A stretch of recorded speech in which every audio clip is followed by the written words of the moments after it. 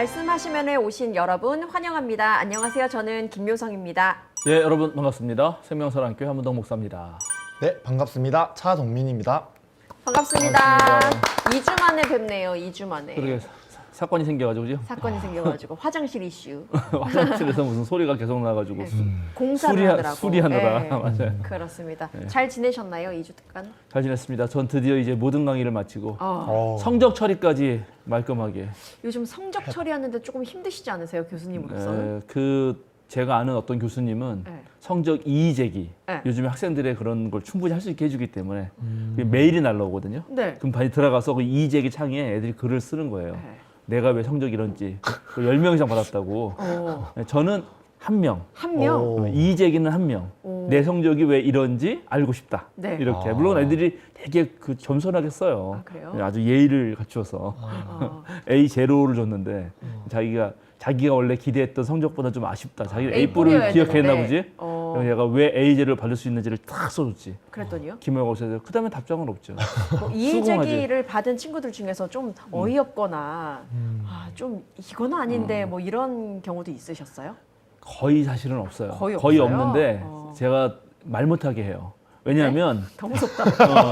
제가 왜냐하면 성적을 원래 얘가 받아야 할 성적보다 한 단계를 높이죠. 네. 얘가 B 마이너를 받아야 되면 B 제로를 주고 네. B 제로를 받아야 되면 B 플러스를 줍니다. 제가 오. 은혜를 베풀죠 제가. 그건 그래가지고 교수님 근데 생각이시고요. 문제 제기를 하잖아요. 네. 그러면 내가 쫙 그걸 잘 달아가지고 너는 원래 B 마이너인데 네가 문제 제기를 하니 내가 그래도 불구하고 한 단계 올려줬는데 네. 그럼 원래 점수 그대로 줄까 이렇게 보내. 진짜 제일 무섭죠.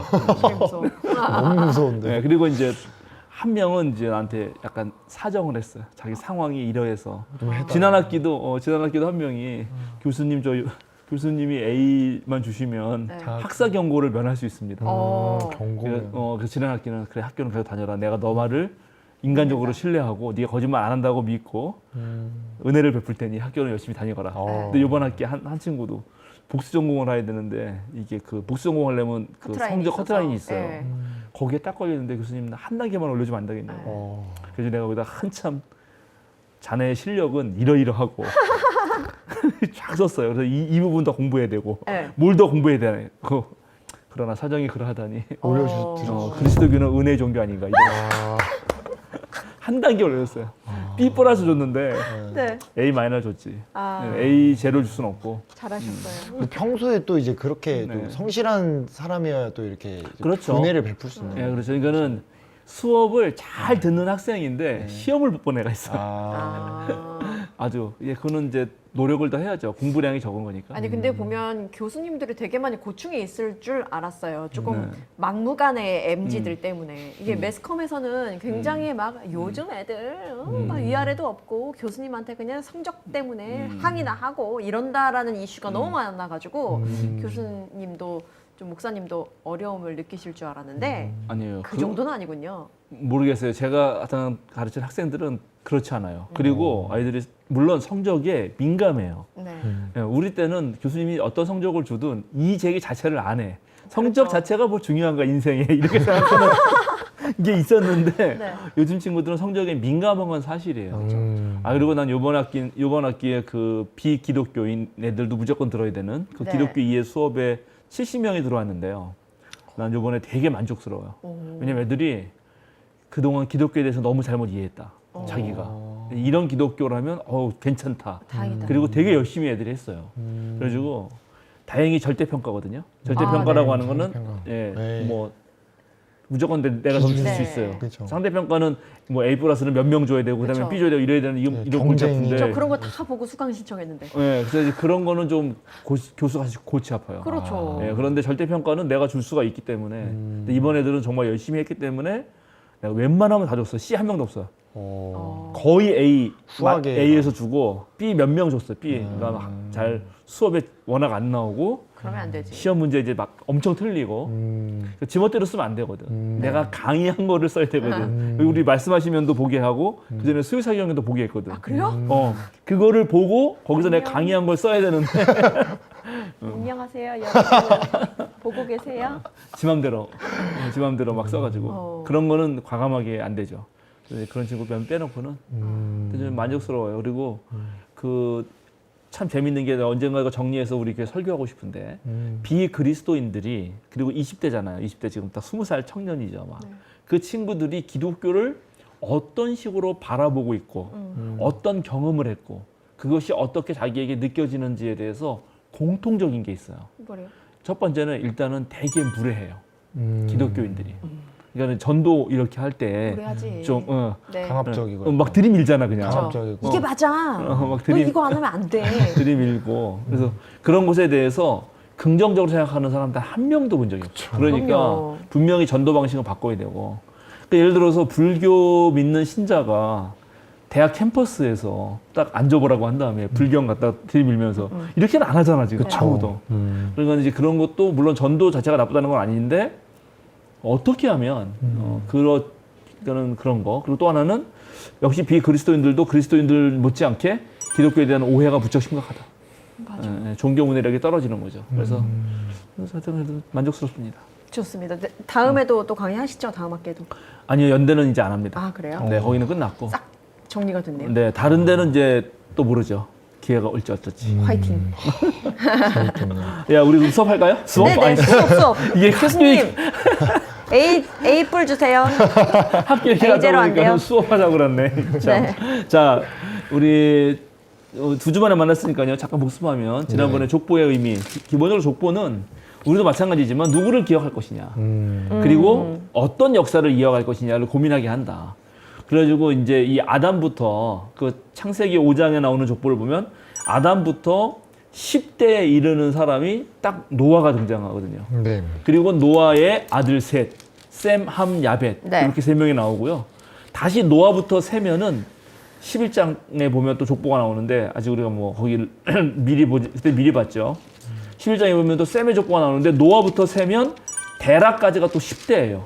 그러면 데라의 아들이 이제 뭐 아브라함, 하란, 나홀 뭐 이렇게 딱 된단 말이죠.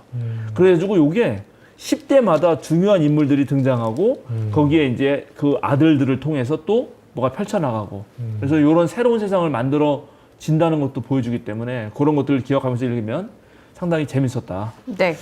하고 오늘은 드디어 이제 카인 이야기 끝나고 족보한 다음에 드디어 이제 노아 이야기 그 유명한 노아의 노아의 방주. 홍수 이야기 노아의 네. 방주 이거는 영화로도 만들어지지 뭐 엄청나게 그리고 이게 애들한테 드라마틱한 이야기라서 하여튼 알기는 다 알거든요.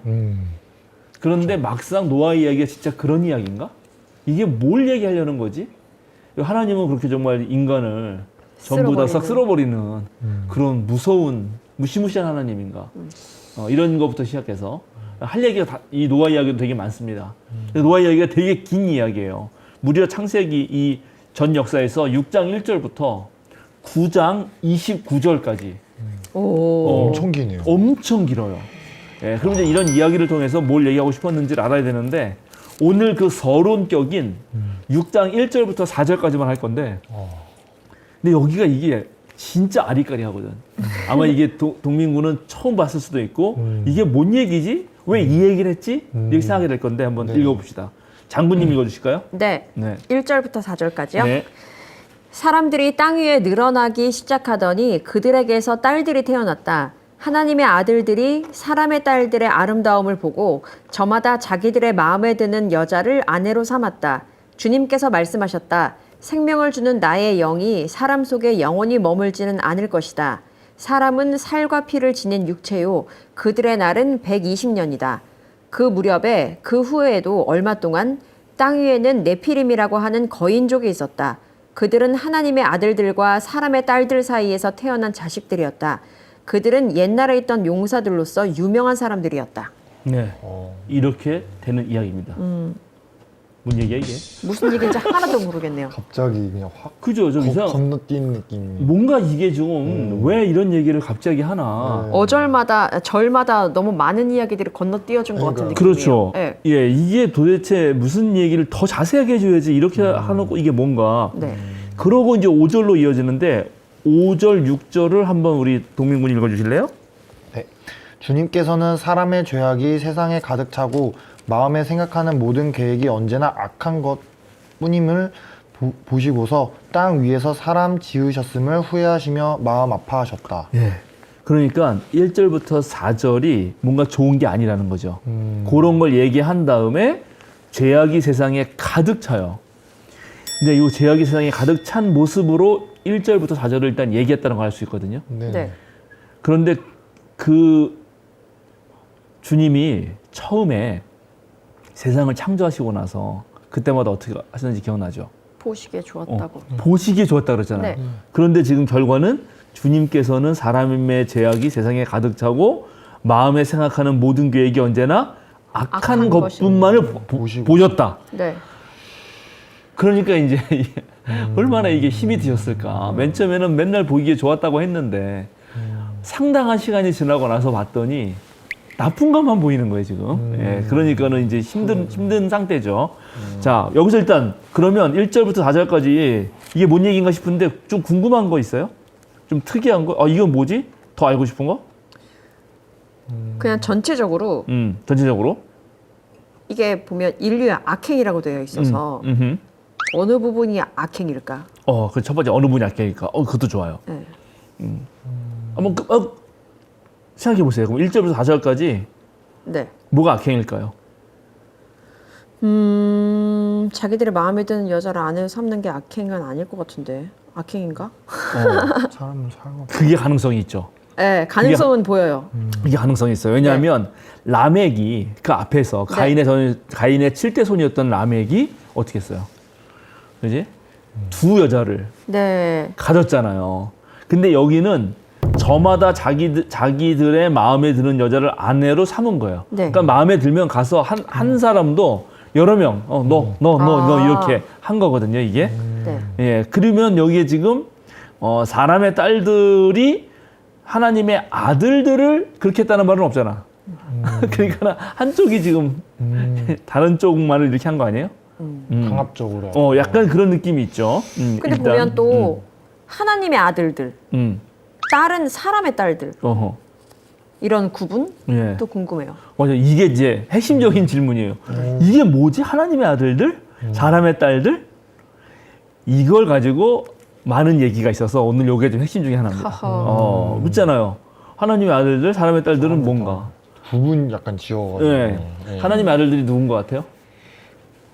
자손들. 자손들? 네. 하나님이 결혼해가지고 애들이 있어요? 아니. 그러면 아담의 자손. 아담의 자손? 네. 그러면 사람의 딸들은? 뭐야? 사람의 딸들은 아담의 자손이 아니에요? 그러게요. 뭐지? 선택받은 자들? 선택받은 자들. 와, 그런 해석 하나 있어요. 네. 그런 해석 하나 있습니다. 즉, 여기서 하나님의 아들들은 셋. 응? 카인의 자손이 아니라 셋의 자손들을 가리키는 걸 거다. 네. 그리고 사람의 딸들은 아마 카인의 자손들 아닐까. 요런 식으로 생각하는 것들도 있긴 있어요. 그래서 그거를 해석하는 것이 이것을 해석하는데 하나의 되게 중요한 그 포인트입니다. 포인트. 네. 자, 그럼 보죠. 일단 하나님의 아들들에 관련해 가지고 기존의 학설은 세 가지 정도가 있거든요. 세 가지. 근데 내가 오늘은 이 세 가지를 다 말해주고 이 세 가지가 각각 다 한계도 있어. 반론이 있단 말이죠. 그래서 이 반론을 대고 나는 다른 거가 있다. 요 얘기를 하고 싶어요. 제가 생각하는 다른 게 있다. 난 이 이야기 같다. 예, 물론 이것도 내가 혼자 한 건 아니고 공부해서 한 건데. 자, 첫 번째는 하나님의 아들들이라는 말이 여기만 나오는 게 아니고 어디에 나오느냐. 자, 욥기 1장 6절 찾아주실래요? 네. 하루는 하나님의 아들들이 와서 주님 앞에 섰는데 사탄도 그들과 함께 서 있었다. 여기 하나님의 아들들이 와서 서 있었다 그러죠. 2장 1절. 욥기 똑같이 2장 1절. 하루는 하나님의 아들들이 와서 주님 앞에 서고 사탄도 그들과 함께 주님 앞에 섰다. 요번에 욥기 38장 7절.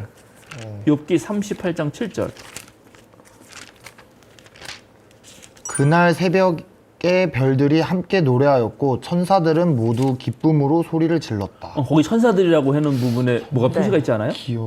하나님의 아들들. 그렇지. 네네. 네. 여기 그래서 앞에도. 하나님의 아들들은 보통 천사들을 가리킨다. 구약 성경에서 하나님의 천사경이 할 때 그 영적 존재들이니까 그런 천사들을 가리켜서 하나님의 아들들이라고 부른다. 그리고 우리가 창세기 18장 1절 2절 보면 나중에 볼 거니까 찾아야 되는데 천사가 사람의 모습을 하고 아브라함을 방문해요. 그래서 아브라함이 그 천사가 지나가는데 천사인 줄 모르고 사람인 줄 알고 잘 대접해 극진히. 근데 나중에 그 천사 중에 3명이 오는데 그 중에 한 명은 아브라함이 있고 2명이 다시 소돔과 고모라로 가서 거기서 소돔과 고모라 멸망시키죠. 그래서 천사도 사람의 모양으로 그렇게 나타난단 말이죠. 그래서 그렇게 나타난 고는 사람의 모양 나타났지만 하나님이 보낸 천사니까 하나님의 아들이라고 볼 수가 있는 거죠. 네. 그래서 요 창세기 6장에 하나님의 아들들을 천사로 부른 거예요. 그러면 천사가 이제 인간의 딸들을 진짜 문자 그대로 마음의 딸들을 어떻게 했다? 마음대로 마음에 들고 결혼한 거죠. 그러면 이제 천사들과 사람의 딸하고 결혼해서 낳은 아이는 천사일까? 사람일까? 어떻게 생각해요? 천사 아닐까요? 그래도? 천사야? 네. 지금 뭐 얘기하려고 그랬는데 그 앞에 반천사 반사. 그래 반신반인 네. 이런 고대적인 신화 같은 것들이 있거든. 네. 그리고 그들이 여기 보면 무슨 용사들이고 약간 거인족이고 뭐 이렇다 이런 식으로 이해하던 아주 전통적인 방식이 있습니다. 그럼 근데 이게 왜 죄냐?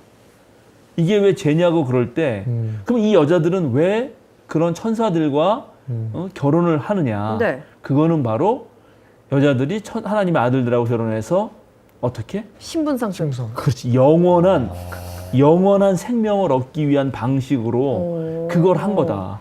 이거는 두 번째 사람이 누구죠? 뱀의 유혹에 넘어가서. 네. 그래서 자기가 영원한 하나님이 되려고 했던 것과 똑같은 상황이다. 그래서 이래서 바로 이거는 심판받은 거고 그래서 하나님이 너희는 안 되겠다 해가지고 떠나셔서 이제 나이가 120년밖에 네. 그쵸.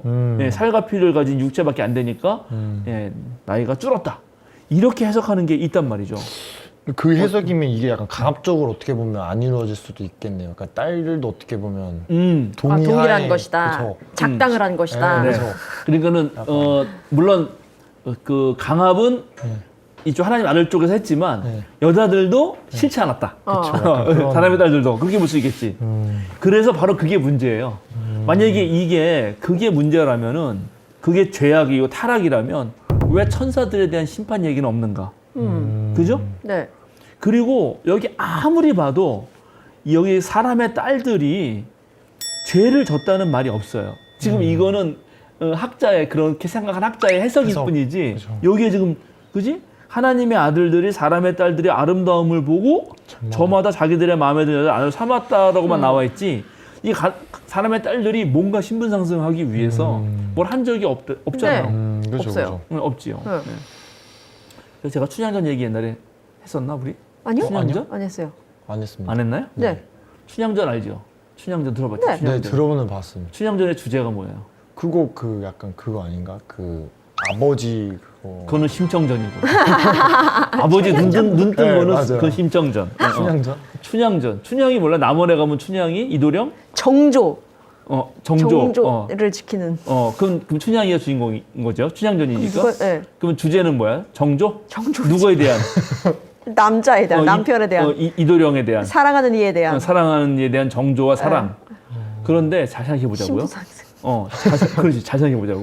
춘향이는 은퇴한 관기의 딸이에요. 네. 그런데 춘향이가 16살 그 중학교 2학년 나이에 사귀던 남자애는 양반 자제집 아들이야. 네. 그 나중에 양반 자제집 아들이 올라가서 서울로 이제 남원 이야기니까 올라가서 거기서 뭘 하냐? 장원급제를 해. 자, 그러면 조선시대에 중학교 2학년 나이 때 저 시골에서 같이 은퇴한 관기에 딸하고 놀던 어떤 남자 양반 자제집 아이가 다시 서울로 올라가서 장원급제한 다음에 그때 중학교 2학년 때 첫사랑을 못 잊어서 얘를 구하러 내려온 적이 있을까 없을까? 역사적으로. 실제로는. 이건 춘향전은 소설이잖아요. 네. 실제로는 역사적으로? 있을 것 같은. 없지. 없어요. 단 한 번도 없어. 조선 시대가 어떤 시대인데? 낭만이 없네. 서울에서 잘 적응하고 살았겠지. 당연하지. 그거는 미친 짓이에요. 아, 미친 짓이야. 그런데 반대로 춘향이 입장에서는 나중에 춘향이가 정실부인이 되거든. 네. 첩이 되는 게 아니에요. 조선 시대는 일부 일처 다첩제 사회거든. 본처가 있고 나머지 여성은 첩으로 두는 거예요. 일부 다처가 아니라 좀 복잡해. 어쨌든 근데 춘향이는 일부 일처의 처가 된다고. 그러니까는 정말 본처, 신분 상승을 한 본처. 거예요. 네. 그러면 진짜 정조는 누가 지켰나? 생각해봐. 그럼 남자예요? 남자가 지킨 거지. 그 남자 이름이 뭔지 알아요? 이도령 이름이? 뭐예요? 몽룡. 몽룡. 네. 몽룡이 뭐예요? 몽룡. 몽룡이 꿈몽의 용룡이거든. 용꿈꾼. 그러니까 거예요? 꿈에서나 보는 용이지 실제는 없다고. 그러면서 그 춘향이한테 그 수청 들라고 하면서 네. 그 변사또가 내려오잖아요. 네. 변사또가 수청 안 드니까 막 때리고 이러거든. 그리고 막 춘향이 안 된다 그러고. 응? 그때 그 변사또의 이름이 뭔지 알아요? 약간 이것이 옆으로 새는 건데 재밌으니까. 교수 이름이 뭐더라? 알았는데? 변학도거든. 아, 예, 변학도. 그쵸. 근데 학자가 배울 학자의 무리도자예요. 아. 보통 가난한 민중들을 괴롭히는 거지 보통 배운 자식들이야. 아. 우리나라도 그 검찰 지낼지 똑똑한 애들이 괴롭히잖아. 네, 똑같은 거야. 그래서 그런 춘향전은 판소리를 부르면서 판본이 5,000개가 넘거든. 그래가지고 막 이제 판소리 부르고 있는데 그런 양반집에서 불러가지고 광대들 불러다가 또 뭐 남사당배 불러다가 노래도 부르고 판소리 하고 있으면 동네 사람들이 이제 구경이 됐잖아요. 그러면 이 담장 밖에서 듣는다고. 듣고 막 일단 뭐 같이 구경하는 거지. 마당으로 들어올 순 없어도 거기는 이제 뭐 지역 유지들만 들어와 있고. 네. 그리고 이제 뭐 춘향이 딱 한 대 때리는 장면 나오잖아. 엉덩이 막 때리는 매로 곤장 맞는 장면 할 때 춘향이가 뭐라고 또 얘기할 거 아니에요? 그러면 그때 막 거기 듣는 사람들이 춘향이가 저를 말하는 게 막 아이쿠 저 어떡하면 좋아 그러면은 광대가 신이 나는 거지. 거기서 뭐 애들이 붙인다고. 그래서 더 늘어나 춘향가가.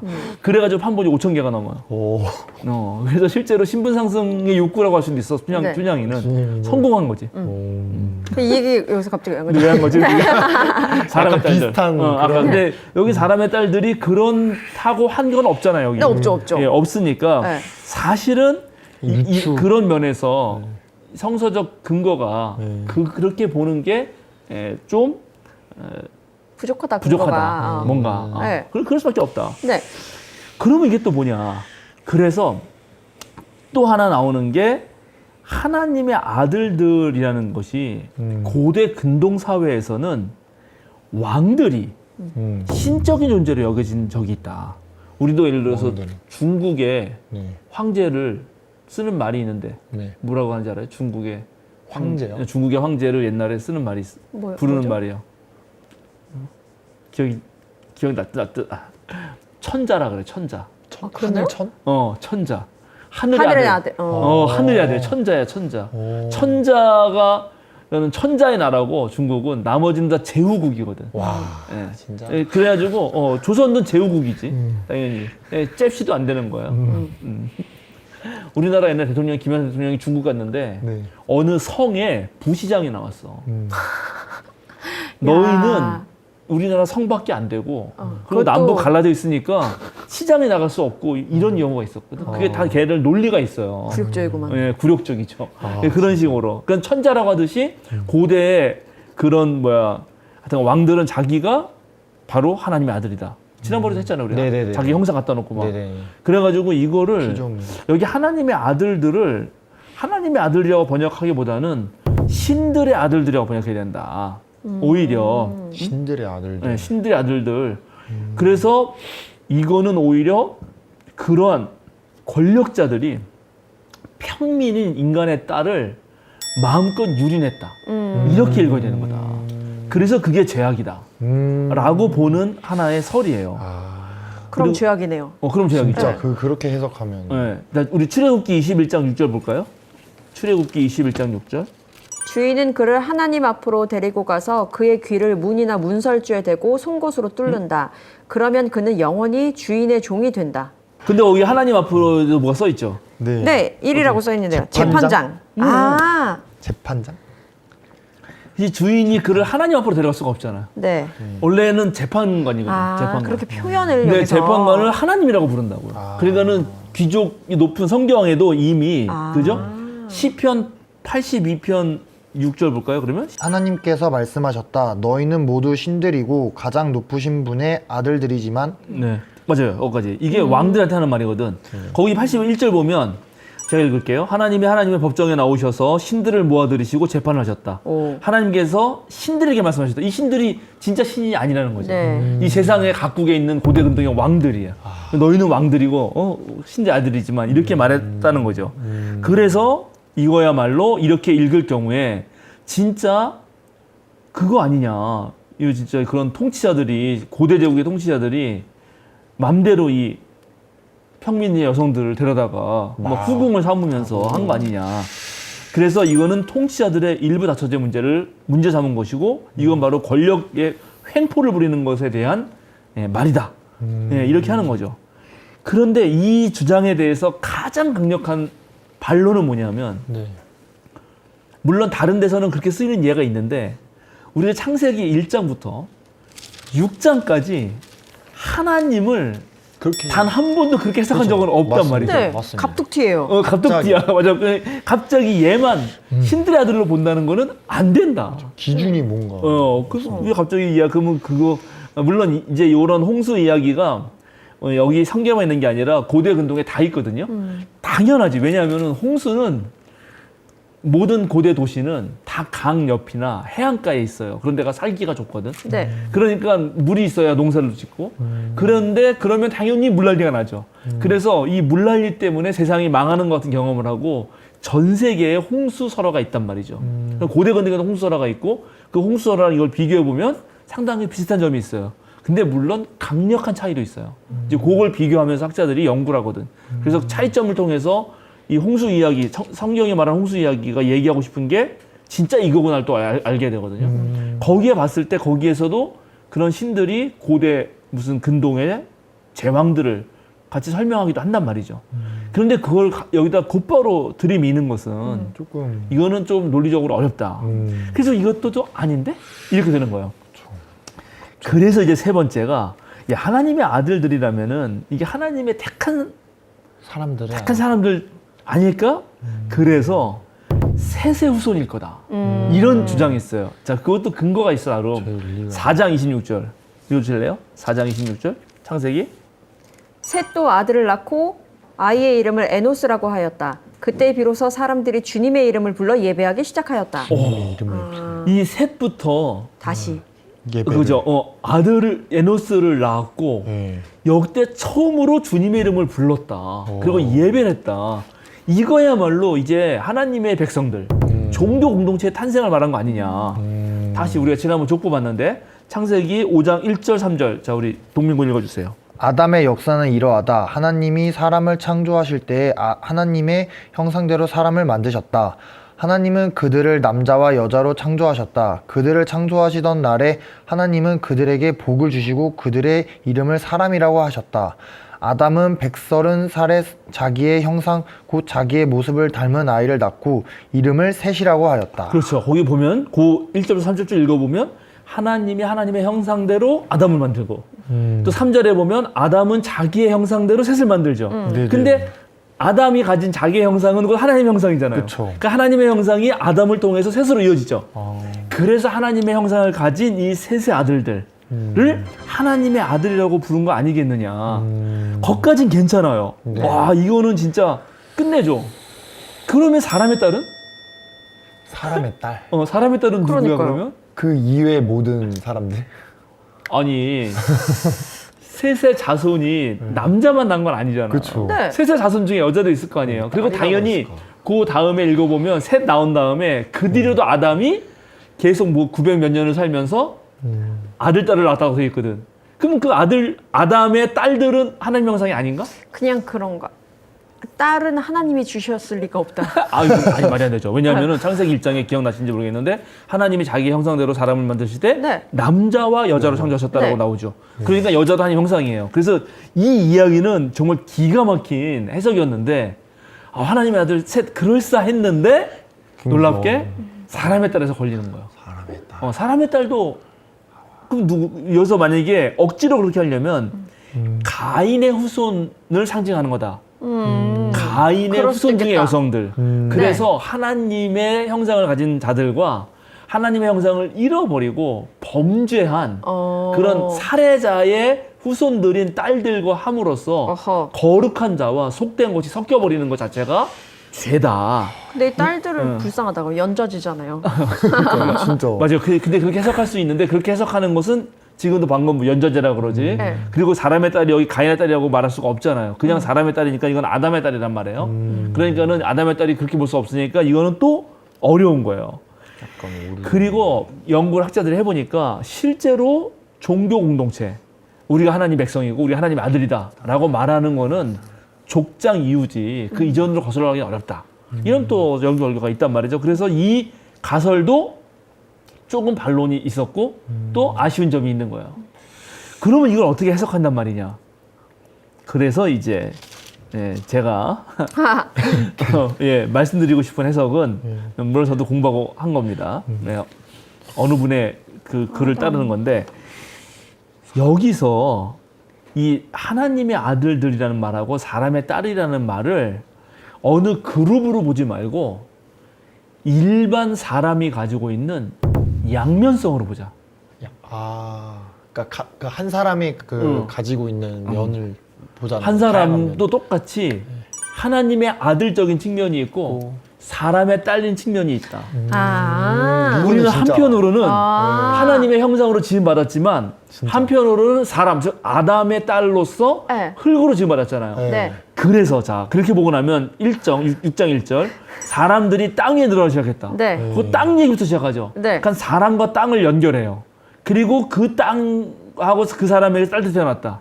그래서 6장 1절은 사람의 흙적인 측면, 즉 네. 육체적인 측면, 하나님의 호흡이 들어가야 진짜 살아있는 생명이 되는데 그런 거 없는 하나님과 무관한 물질적이고 육체적이고 그러한 것을 뜻한다. 그리고 하나님의 아들들을 하나님의 형상으로 보자는 거죠. 그런데 하나님의 형상적인 걸 가진 사람들이 이제 그 하나님의 형상을 잘 보존하는 것보다는 뭐? 육체적 아름다움에 빠져서 글로 몰려 들어간다. 그래서 오히려 이거는 이렇게 보자면 이거는 타락 아닌가? 네. 라고 해석해 보는 거죠. 그래서 이걸 바꿔도 돼. 하나님의 딸들이 사람의 아들들을 보고 그 멋져가지고 그 사람들을 골라 잡았다. 이렇게 해도 똑같다는 거지. 내가 보기에는. 그래서 여기서는 이 불을하기보다는 인간이 가지고 있는 양면을 다 보자는 거죠. 아까 그게 그래서 다시 한번 이렇게 볼 수 있는 가능성이 읽었는데 시편 82편 다시 6절 7절 읽어주세요. 하나님께서 말씀하셨다. 너희는 모두 신들이고 가장 높으신 분의 아들이지만 너희도 사람처럼 죽을 것이고 여느 군주처럼 쓰러질 것이다. 그렇죠. 그래서 6절은 하나님의 아들적인 측면을 말하는데 7절은 사람적 측면을 말하죠. 네. 자, 또 보겠습니다. 시편 8편 4절에서 8절 한번 읽어줄래요? 사람이 무엇이기에 주님께서 이렇게까지 생각하며 주시며 사람의 아들이 무엇이기에 주님께서 이렇게까지 돌보아 주십니까? 주님께서는 그를 하나님보다 조금 못하게 하시고 그에게 존귀하고 영화로운 왕관을 씌워주셨습니다. 주님께서 손수 지으신 만물을 다스리게 하시고 모든 것을 그의 발 아래 두셨습니다. 그렇죠. 여기는 사람이라는 게 명징이에요. 네. 그런데 천사보다 조금 못하게 하셔서 네. 모든 피조물을 다스리셨다. 이거는 또 하나님의 측면이죠. 그래서 인간에게는 양쪽 다 있다. 하나님의 형상인 것과 그다음에 인간의 육체적 욕망대로 따라가려는 이 양쪽 마음이 다 있는데 어느 것을 할 거냐 하는 문제라는 걸로 보자라는 거죠. 그러면 원래 사람이 자 하나님의 형상으로 태어났잖아요. 네네. 그래서 하나님이 사람을 만들고 뭘 시켰죠? 에덴 동산에 두고 거기서 쉬면서 경작하면서 그걸 보존하게 했잖아요. 그러니까 하나님 대상을 다스려야 돼요. 근데 이거를 혼자로서는 부족하기 때문에 서로 돕는 배필로서 짝을 지어준 거 아니에요. 네네, 맞습니다. 그래서 이들이 둘이 합쳐져가지고 서로 돕는 배필로서 또 하나님의 형상으로서 하나님의 일을 했어야 되는 거예요. 그런데 여기는 보니까 그게 아니라 오히려 하나님의 형상을 가진 인간들이 육체적 아름다움에 빠져서 오히려 인간적 육체적 욕구에만 충실한 방식으로 가는 거지. 그리고 게다가 그것이 일부 닫혀인 그런 느낌의 어떤 그 권력 지향적이 되는 거예요.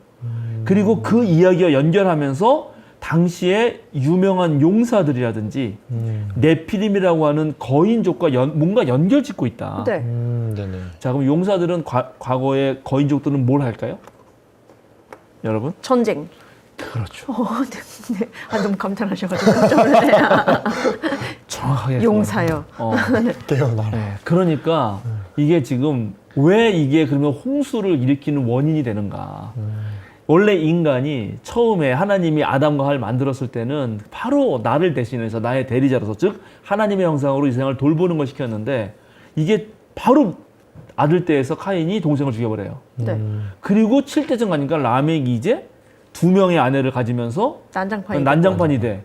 근데 이제 모든 인간이 지면에 땅의 사람들이 엄청 늘어났는데 그 전부가 다 하나님의 형상을 그쪽으로 가는 게 아니라 그 형상을 가진 게 전부 인간적으로 쏠리더라.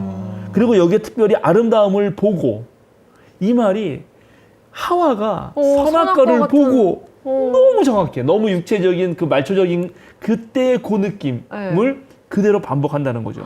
그런 것 같아요. 그렇게 해서 나온 결과는 뭐다? 전쟁과 폭력의 만연이라는 거예요. 네피림이라는 게 뭐냐, 이제 이게 문제인데, 네피림이라는 이 말은 히브리어도 네피림이에요. 네. 근데 여기 네피림이라고 그대로네. 하는 네. 거인족이 있었다. 근데 이 거인족은 이게 좀 어려워요. 이게 거인족이 꼭 아닐 수도 있거든요.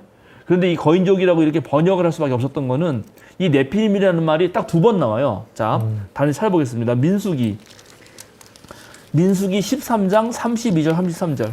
그러면서 그 탐지한 땅에 대하여 나쁜 소문을 퍼뜨렸다. 그들은 이스라엘 자손에게 그 땅에 대해 이렇게 말하였다. 우리가 탐지하려고 두루 다녀본 그 땅은 그곳에 사는 사람들을 삼키는 땅이다. 또한 우리가 그 땅에서 본 백성은 키가 장대 같은 사람들이다. 거기에서 우리는 또 네피림 자손을 보았다. 아낙 자손은 네피림의 한 분파다. 우리는 스스로가 보기에도 메뚜기 같았지만 그들의 눈에도 그렇게 보였을 것이다. 여기 보니까 네피림 자손의 분파라고 하고 아낙 자손이라고 하고 네. 키가 장대 같다. 이런 게 거인의 마치 풍모처럼 느껴지잖아요. 네. 이것 때문에 역으로 해가지고 그 네피림이 거인이라고 그렇게 생각을 했단 말이죠. 근데 이게 꼭 거인이 아닐 수 있어요. 그러니까 용사는 맞아요. 용사. 네. 근데 그 용사가 싸움 잘하는 게 뭐 등치만 크다고 싸움 잘하는 거 아닐 수 있거든. 작아도 잘할 수 있거든. 그러니까 용사라는 말은 맞아요. 그런데 이렇게 되니까 그런 생각을 해보세요. 그런데 네피림이 있었다 치더라도 노아의 홍수에 살아서 죽었어. 죽었죠. 다 죽었지. 근데 네. 어떻게 여기 있어요? 민수기에. 이게 말이 안 되는 거야. 그래서 이거는 아마 과장법일 거다. 진짜 아낙 자손이 네피림의 후손은 아닐 텐데 그런 전설, 응? 네피림은 용사니까 아마 용사는 등치가 컸을 거다, 거대했을 거다. 옛날에 누구지? 이용만인가? 최용만. 엄청 크잖아요. 키도 막 그 거인증이죠. 예, 그렇게 생각했는 것이 여기에 온 거죠. 그래서 실제 네피림이 뭔지는 잘 몰라요. 잘 모르는데 그러나 왜 그러면 여기다 네피림이라는 얘기를 쓰고 창세기에 6장에 네. 그리고 사실은 우리 번역이 조금 이제 문제가 있긴 한데 여기 4절에 보면 그 무렵에 그 후에도 얼마 동안 땅 위에는 네피림이라고 하는 거인족이라고 번역하지 말고 사실 용사가 있었다가 맞아요. 그 밑에는 옛날에는 용사들하고 똑같은 말이거든. 네. 예, 네피림, 깃보림이라고 이렇게 돼 있는 건데 그런 사람이 있었는데 여기에 그 다음이 문제야. 그들은 하나님의 아들과 사람의 딸들 사이에서 태어난 자식들이었다라고 바로 이 거인족들이 마치 하나님의 아들과 딸 사이에 태어난 자식들하고 연결 짓고 있잖아 우리 번역이. 네. 네네네. 근데 히브리어로 보면 이게 꼭 그런 게 아니야. 그러면요? 네피림이라고 하는 거인족이 있었고 또 그때 당시 하나님의 아들들과 딸들이 이렇게 막 결혼해서 애들을 낳고 있었고 또 여전히 네피림은 그때 또 용사들이었다 이런 거예요 그냥. 그러니까 별개예요. 별개. 근데 그래서 문제는 오히려 왜 얘네 물론 하나님의 아들들과 사람의 딸들을 한 중에 네피림이 있을 수도 있죠. 네. 근데 반드시는 아니란 말이지. 용사가 있을 수도 있지만 없을 수도 있어요. 근데 여기는 반드시 이런 것처럼 말을 해놓은 게 문제. 그래서 오해를 사게 했는데 그럼에도 불구하고 왜 함께 쓰느냐? 이것도 재밌는 이야기지. 이것도. 그러니까요. 그러니까 지금 하나님이 탄식하시고 이 세상이 죄가 가득하구나. 생각하는 게 오로지 마음이 악으로 가득 찼구나. 라고 할 때 이 창세기 저자가 느꼈던 느낌이 뭐였냐는 거야. 첫 번째는 아까 말한 대로 하나님의 형상을 가진 인간들이 그것을 개발시키는 게 아니라 육체적 욕망을 따르는 일에로 집중해버렸다. 하나님의 대리자로서 이 자연 세계와 모든 세계를 돌보고 가꾸는 것에 대해서는 신경도 안 쓰고 자기의 그런 육체적 아름다움만 따라서 그것만 전념하더라. 네. 그러니까 그게 망조의 지름길이다. 그리고 또 하나 기억나는 거는 그렇게 하는 사람들이 욕망을 쫓다 보니까는 오로지 전쟁과 폭력이 가득했고 거기서 뛰어난 인간들은 용사라고 부르는 거죠. 이 사태. 근데 이 사태가 옛날에는 카인 정도가 아벨 죽인 거, 라멕 정도가 이거 죽이는 건데 점점 커. 세월이 지나고 온 땅에 사람들이 가득했는데 그 인간들이 다 그러고 있더라. 그러니 하나님이 후회를 할 만한. 너무나 마음이 아팠고 이거 어떻게 하면 좋냐라고 생각하실 수밖에 없었다는 거죠. 목사님이 네. 저의 궁금증에 어떻게 대답하실지 모르겠는데 그걸 보면서 왜 아수라장이 될 때까지 하나님은 가만히 있냐. 가만히 네. 있어. 그거는 어려운 문제예요. 네, 그거는 그 늘 말하는 신학자의 지옥이에요. 네, 내 지옥에 그렇지. 빠뜨렸군요. 왜 하나님 가만히 있냐? 네. 하나님 전능하시고 사랑이 많은데 악을 내버려 두느냐? 네. 그 중에 여러 가지 답이 있지만 제일 역시 좋은 말은 자유의지 변호론이라 그래서 근데 자유의지를 주신 순간 반론을 계속 하고 싶어. 네, 근데 하나님이 그러니까 하나님이 능력이 없어서 못 껴드는 게 아니라 하나님은 여전히 참고 기다리신다는 거죠. 기다리신다. 지켜보고 기다린다. 예, 그러니까는 그런데 이제 더 이상 못 지켜본 거지. 이거는 홍수는. 근데 그렇다고 해서 완전 멸절시켰냐? 아니에요. 아니죠. 일단은 해봤어. 그리고 새로운 족속을 했어. 그리고 그 다음에 맨 마지막에 나중에 나올 거지만 마지막에 노아랑 계약을 맺어요. 이 언약이라 베리트라서 이 언약이 되게 중요한데 이때 계약은 뭐냐면 이제는 내가 또 너희가 그래도 다시는 멸절하지 않겠다. 그러니까는 하나님이 바뀌어. 놀랍게 그러게요. 폭력적인 인간들 때문에 하나님 한번 쓸어버렸는데 그러고 나서 하나님은 다시는 폭력적인 사용하지를 안 하는 사람이 돼. 이게 나중에 이제 무지개랑 관련해서 되게 재밌는 이야기가 나옵니다. 그건 그때 하고요. 그래서 하나님은 끝까지 참는 분, 그리고 이런 사태가 된 것에 고통스러워하시는 분, 탄식하는 분으로 등장합니다. 그게 다른 고대 근동의 홍수설화와 달라요. 다른 고대 근동의 홍수설화는 신들도 떨어. 신들도 무서워해. 홍수 날까봐. 근데 이건 하나님이 주도적으로 하는 거죠. 예. 어쨌든 좋아요. 그래서 이게 지금 긴 홍수 이야기의 서론이에요. 자, 그러면 왜 이렇게 하나님이 할 수밖에 없었는지 알겠죠. 근데 결론이 있어요. 결론도 끝내주는데 이 결론이 자 9장 창세기 9장 이제 결론 나옵시다. 창세기 9장 20에서 27절 보시죠. 9장 20에서 27절이요? 예, 이제 다 홍수 다 끝나고 다시 무트로 내려왔어요. 노아는 처음으로 밭을 가는 사람이 되어서 포도나무를 심었다. 한 번은 노아가 포도주를 마시고 취하여 자기 장막 안에서 아무것도 덮지 않고 벌거벗은 채로 누워 있었다. 가나안의 조상 함이 그만 자기 아버지의 벌거벗은 몸을 보았다. 그는 바깥으로 나가서 두 형들에게 알렸다.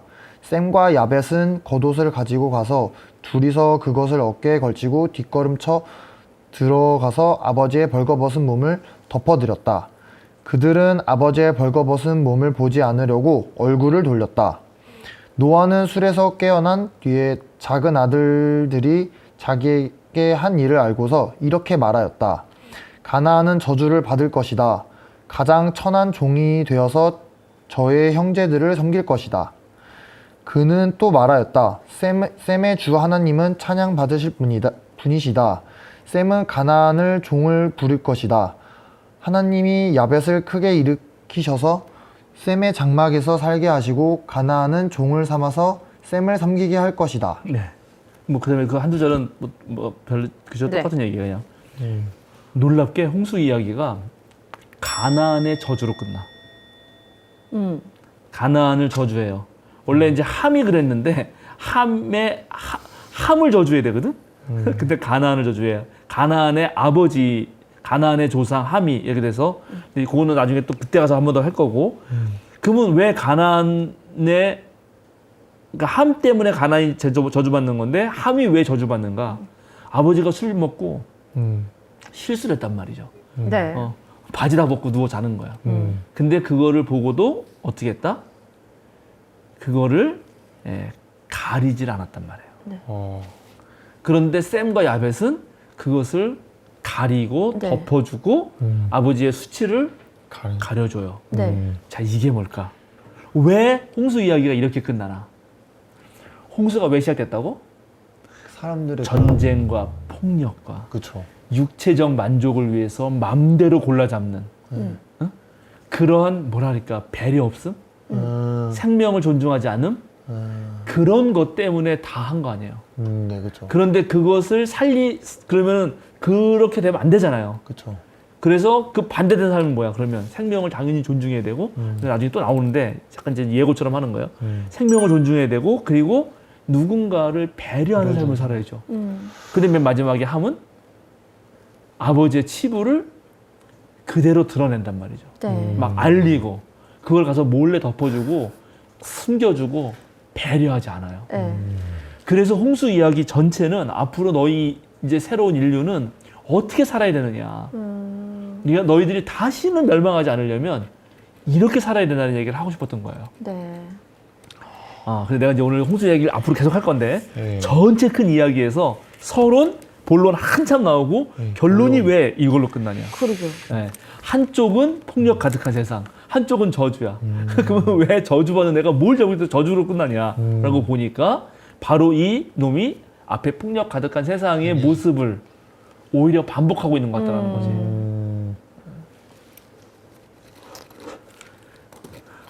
왜 지치셨어요? 아니 그 다음에 또 보면 또 그러거든 인간이. 그러니까요. 저 보면서 계속- 느꼈어요. 한 번 쓸었는데 어, 쓸고 난 다음에 다시는 쓸지 않겠다고. 근데 또 그러세요? 근데 또 다른 저주가. 아니 그러고 그러니까 왜 그렇게 그다음에 살아? 이제 바벨 때면서 또 그러거든. 그러니까요. 그래서 하나님이 그 다음에 그러면 포기하고 이제 또 썰었는데 또 쓰지 않겠다고 했잖아. 네.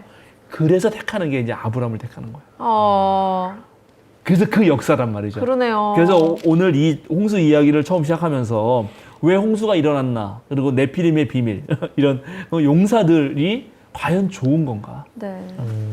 우리나라도 지금 계속 전쟁하자고 이러는데 안 그럼 돼. 전쟁해가지고 무기 많고 이러면 좋아요? 안 돼요. 절대 그리스도인은 그러면 안 돼요. 우리는 평화의 사도가 돼야지, 평화의 일꾼이 돼야지. 막 무기 계속 늘려가지고 우리가 막 제일 막 최대 강국이다. 그럴수록 전쟁은 더 일어나는 거고 그거는 폭력적 세상이 되는 거죠. 그래서 이렇게 얘기를 한다. 그래서 오늘 홍수 이야기에 전초전. 전초전. 네. 아니 근데 뭐 느낀 점을 이야기하자면 저는 진짜 잘 이거 네 절이 도대체 무슨 얘기를 하는 거지? 이게 말씀드렸다시피 첫 번째부터 네 번째까지 중간에 다 생략된 듯한 느낌인 거예요. 맞아요. 근데 말씀을 듣고 나니까 좀 답답한 게 그냥 역사와 실수는 모든 것들이 반복된다라는 맞아요. 그런 생각이 들면서 진짜 왜 이렇게 사람은 죄를 지을 수밖에 없나? 왜 죄를 짓고 사나? 왜 이렇게 계도하지 않으면 난장판이 되는가? 뭐 이런 생각에 조금 그러네요. 무겁네요. 그래서 이 이야기를 딱 읽으면서 역시 성경은 우리에게 다시 되묻죠. 그래서 넌 어떻게 살 거냐를. 아 그렇죠. 예, 바로 그거란 말이죠. 바로 그것만 생각해야 돼. 남들은 다 이런데 그럼 너는 이렇게 묻는다는 거야. 맞아요. 예. 어때요, 동민군은? 저는 이거 읽으면서 약간 최근에 그 유튜브 보면서 그런 댓글을 봤는데 그 친일파들은 아직도 잘 살고 독립운동가들은 이제 폐지를 죽으면서 60만 원 맞아요. 없으면 못 살고 약간 네. 그런 걸 보면서 이게 올바르게 이게 사는 게 이게 맞나라는 의문도 들었는데 근데 이게 진짜 과거에서부터 이게 계속 반복이 되다 보니까 사람은 계속 똑같은 실수를 반복하고 그걸 깨닫기 전까지는 그냥 파멸 그러니까 쓸어버려야 되지. 진짜 파멸밖에 없는 건가? 생각밖에 없는. 이거는 사실은 파멸밖에 이제 없는. 아까 이제 우리 묘성 장군님이 하나님이 좀 더 나서서 하지 않냐 이렇게 하는데 네. 오히려 하나님은 그럴 때 나설 사람들을 찾는 거거든요. 그리고 그럴 때 나설 사람들이 있었기 때문에 안 망한 거예요.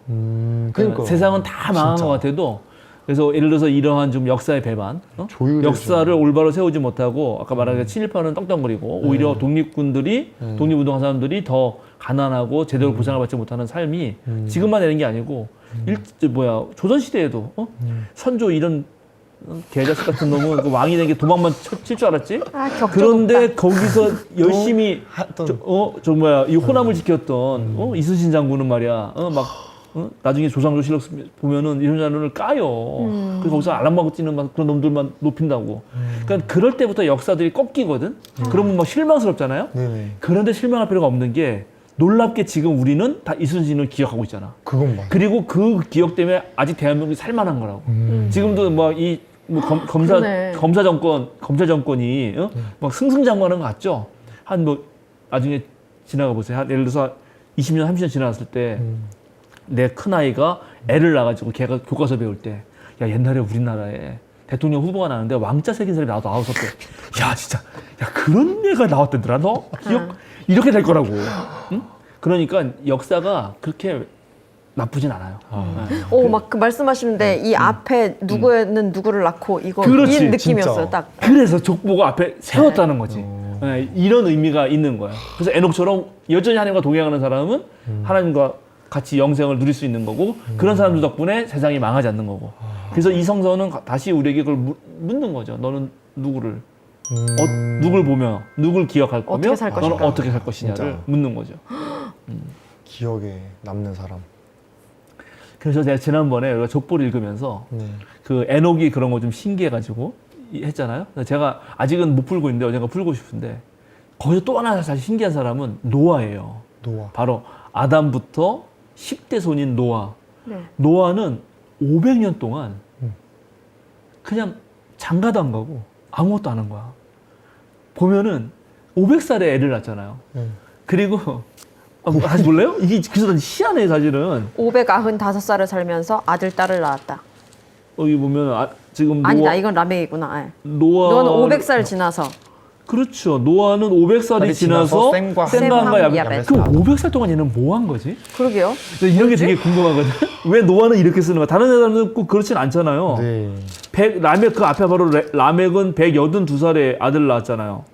그죠? 네. 기도라고 한 편. 무드셀라도 187살. 다 100대. 그다음에 그런데 노아만 500이에요. 그래서 난 이제 이런 것도 좀 신기하긴 한데 어쨌든 노아 같은 사람을 우리는 기억하는 거고 그다음에 아브라함을 기억하는 거고 계속 그렇게 하면서 나는 그러면 어떻게 하나님의 아들로서 아까 말한 대로 하나님의 아들들로서 오히려 사람의 딸들을 또는 하나님의 딸들로서 그죠? 사람의 아들들을 이쪽으로 이끌 수 있는가? 그 반대가 아니라.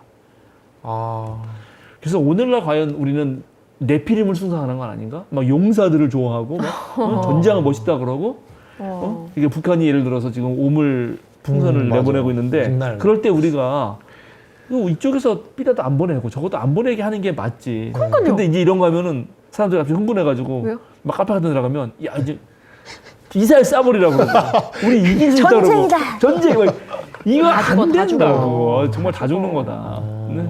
파국이다 진짜. 예, 진짜 파국이다. 그거야말로. 안 돼. 그래서 하나님이 이제 또 하나 기억할 거는 나중에 홍수에 끝날 때 한 번 더 할 거지만 홍수 때는 하나님이 쓸어버렸어요. 그 다음에 다시는 하나님이 쓸어버리지 않는다고 했잖아요. 네. 그 지금은 어떻게 해? 그래서 우리가 우리를 쓸어버리고 있어. 하나님은 안 하시는데. 그러니까 이것도 생각해 봐야 되는 거죠. 예. 자, 그렇습니다. 하나님이 세상을 만드시고 보시기에 참 좋았는데 그렇죠. 예, 아담은 또 하와는 하나님 만든 세상 그 보시기에 좋은 세상을 가꾸는 것 아니고 선악과를 보고 거기에 만족에 빠졌고 오늘 여기 또 이 하나님의 아들들이 사람의 육체에 또 빠져가지고 이렇게 가고 그 오늘날 우리는 어디에 지금 눈을 두고 어디가 좋아서 거기에 지금 글로 몰려가는가. 그죠? 비트코인? 로또? 진짜 뭘 따라잡고 사는지 모르겠네요. 이거요. 네. 정말. 그런 생각을 하게 준다. 자, 오늘 이 정도 할까요? 네. 네, 이 정도 하고 다음 주부터는 이제 본격적으로 노아 형수 들어갑니다. 네. 와, 예, 노아 형수도 읽다 보면은 질문할 게 많아요. 그럴 것 같아요. 단순히 노아는 정말 동화 이야기인가? 뭐 그런? 영화 한번 보고 가야겠다. 영화는 노아 그 에반 올마이티. 네, 네. 에반 올마이티라는 영화도 있고 그 다음에 그 누구죠? 그거 좋다 그랬어. 에반 올마이티. 에반 올마이티도 있는데 그 다음에 2014년에 나온 거 러셀 크로우가 네. 노아로 나온 거 있어요. 그것도 보고 그거는 한국의 기독교인들이 엄청 반발했던 거예요. 왜냐하면 성경하고 안 맞으니까. 그러나 성경하고 안 맞아도 그 이 영화 감독의 이 놀라운 재해석 적어놔야지. 그런 게 되게 재미있거든요. 좋습니다. 자, 오늘 이 정도 하고 기도하고 하나 깜빡할 뻔했네.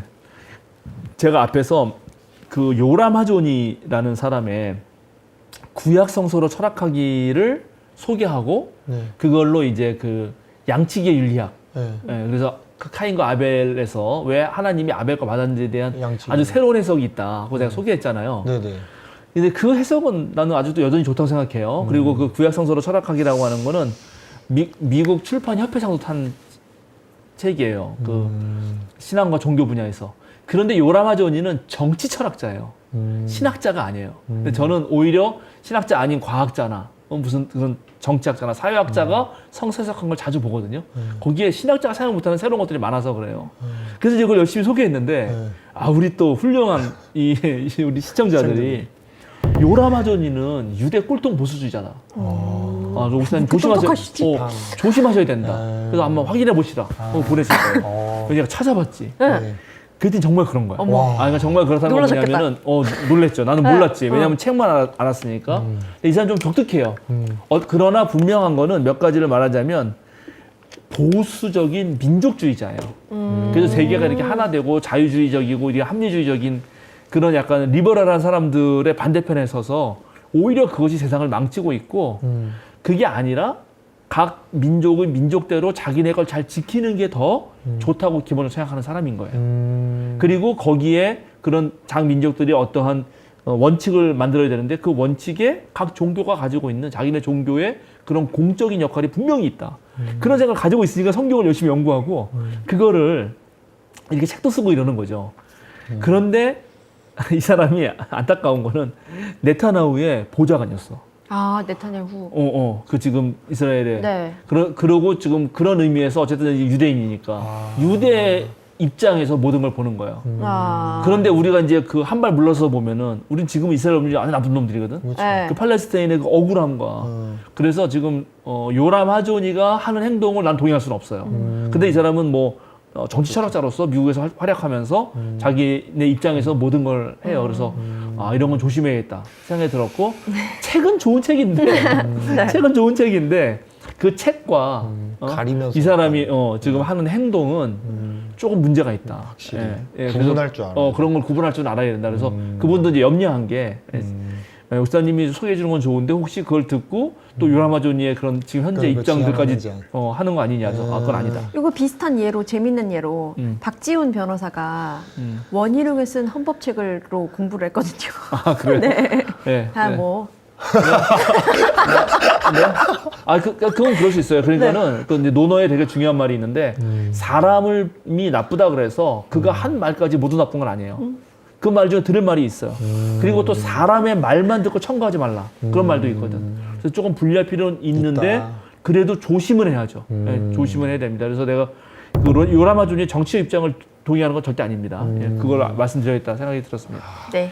기도하고 마치겠습니다. 네. 주님 감사합니다. 오늘은 홍수 이야기가 시작하면서 왜 사람의 딸들, 또 하나님의 아들들, 이들이에서 벌어지는 이야기를 썼는지 살펴보았습니다. 우리가 가지고 있는 하나님의 형상을 더 잘, 정말 서로 돕는 배필로서 서로가 서로에게 도움이 되면서 힘을 주면서 하나님의 형상을 더욱더 드러내는 삶이 아니라 오히려 사람의 살과 피만, 그런 육체적인 만족만 관심을 갖는 일이 벌어졌는지, 바로 거기로부터 모든 인간의 죄악과 폭력과 또 권력의 남용들이 벌어진 것 아닌가 하는 그런 경고들을 읽게 됩니다. 오늘날도 정말 세상에 많은 사람들이 무제한적으로 자신의 힘을 크게 만들려고 하고 그런 집단들에 의해서 본인도 고통받을 뿐만 아니라 전 세계 많은 사회적 약자들이 고통을 당하고 있습니다. 이런 문제들에 대해서 다시 한번 우리가 깊게 생각해야 하시고 하나님의 백성으로서 또 예수 그리스도의 제자로서 이 사회에서 더더욱 힘들고 어렵고 정말 고난받는 삶을 살아가는 사회적 약자들을 향한 그런 긍휼의 마음을 지닐 수 있도록 주여 함께 하옵소서. 언제나 감사드리며 예수님의 이름으로 기도드립니다. 아멘.